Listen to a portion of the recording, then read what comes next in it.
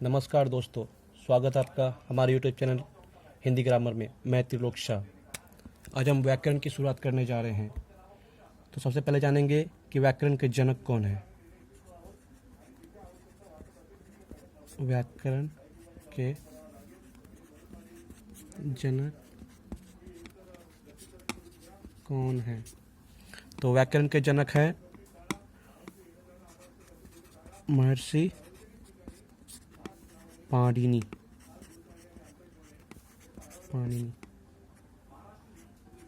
महर्षि पाणिनि व्याकरण के जनक हैं। तो हम आज व्याकरण की शुरुआत करने जा रहे हैं। तो सबसे पहले जान लेंगे कि हम इस चैनल में आपको क्या क्या पढ़ाएंगे।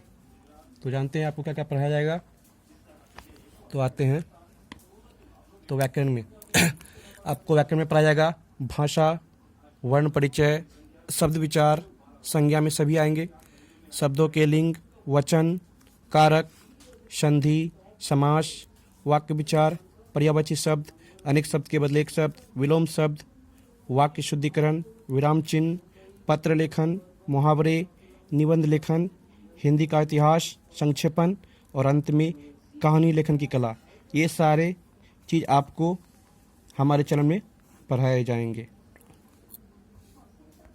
तो चलिए व्याकरण की शुरुआत करते हैं। तो कहता कि किसी विषय का अध्ययन करने से पहले उस विषय की परिभाषा को जान लेना आवश्यक है।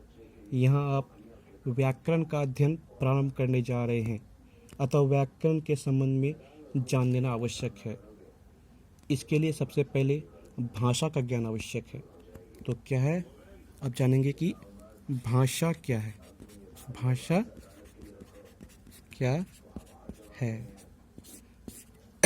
इसे आप नोट भी कर सकते हैं। तो चलिए आपको नोट करवाते हैं। यहाँ लिखेंगे हम। ठीक, आप जान गए कि भाषा क्या है। आप जानते हैं कि भाषा किसे कहते हैं। भाषा किसे कहते हैं। तो इसकी परिभाषा लिखना है हमको। कैसे परिभाषा लिखेंगे? भाषा उस ज्ञान को कहते हैं जिसके द्वारा मनुष्य अपने मन के भाव को लिखकर या बोलकर दूसरों के सामने प्रकट करता है। देखिए, भाषा उस ज्ञान को कहते हैं जिसके द्वारा मनुष्य अपने मन के भाव को लिखकर या बोलकर दूसरों के सामने प्रकट करता है। जैसे मैं जाता हूँ। अब इसी में आते हैं भाषा वाक्यों के मेल से बनते हैं। वाक्यों के मेल से बनते हैं।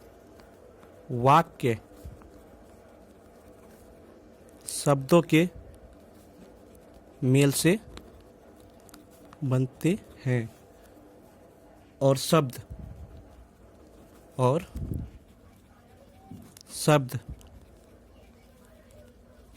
अक्षरों के मेल से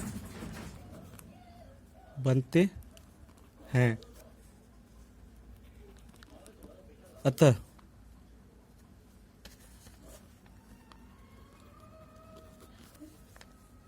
अक्षर, शब्द और वाक्य ये तीनों ही भाषा के मूल आधार हैं। बस आज के लिए इतना ही दोस्तों।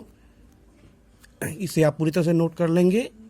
अगले बार अगले वीडियो में, नेक्स्ट वीडियो में हम पढ़ाएंगे कि व्याकरण क्या है और व्याकरण किसे कहते हैं और व्याकरण के भेद। तब तक के लिए नमस्कार। भाषा क्या है?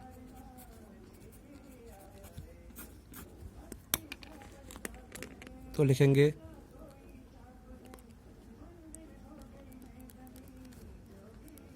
हमारे मन में बहुत सारे भाव उठते हैं।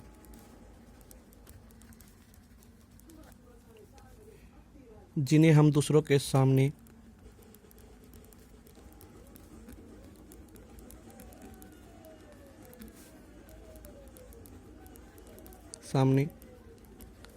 प्रकट करना चाहते हैं।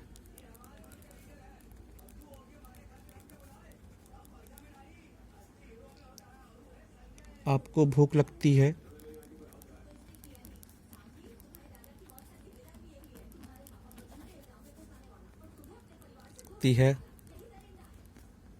तो भोजन मांगते हैं।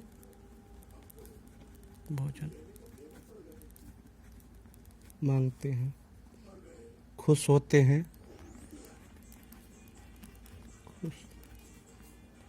हैं तो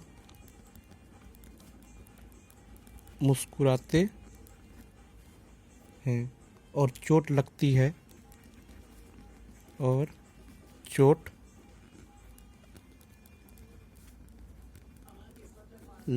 है तो दुख प्रकट करते हैं। दुख प्रकट करते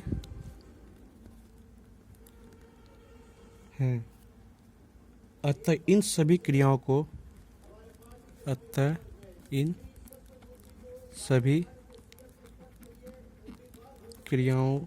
को आप लिखकर या बोलकर अपनी भावनाओं को प्रकट करते हैं, जिसके लिए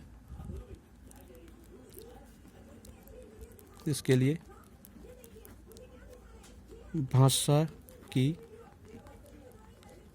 जरूरत होती है। तो यहाँ हो गई भाषा की